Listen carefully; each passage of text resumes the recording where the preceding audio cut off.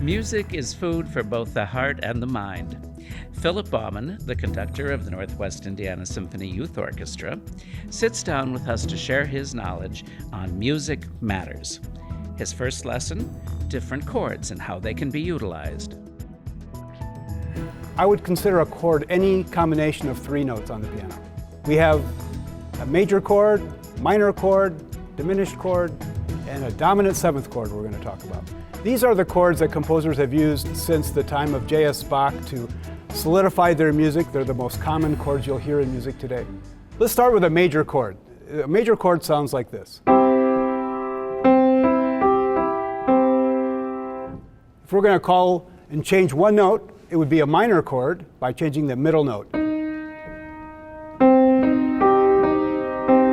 It has a different color, a different character to it, I think. We can change one more note, the top note. Now we have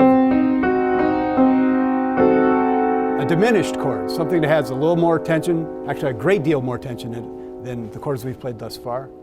And the last chord I want to talk about is the seventh chord, the dominant seventh chord. It has 1, 3, 5, 7, but it seems like we want to go somewhere. It doesn't seem fulfilled. It needs to go somewhere else, and normally it would go to this note. So it sort of dominates the harmony and brings us back home. So I think most composers are very aware of these chords and the kinds of emotions and the colors they evoke in a piece. If you were going to write a happy piece of music, you wouldn't spend a whole lot of time with these kinds of chords in it.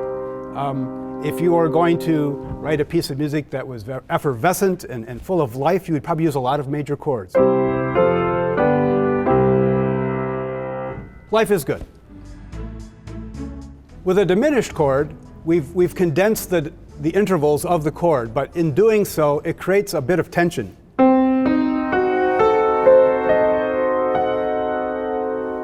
Suspense. Where the other chords, this is vanilla, this is peppermint. It's got a whole different character to it.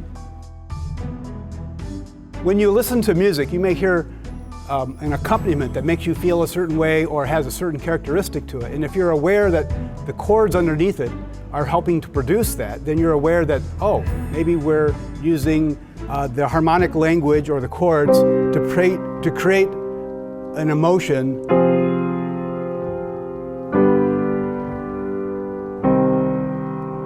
That person is probably not having a great day. But you'll be able to recognize the tools that a composer has in their toolbox to create these moods and these colors in their music.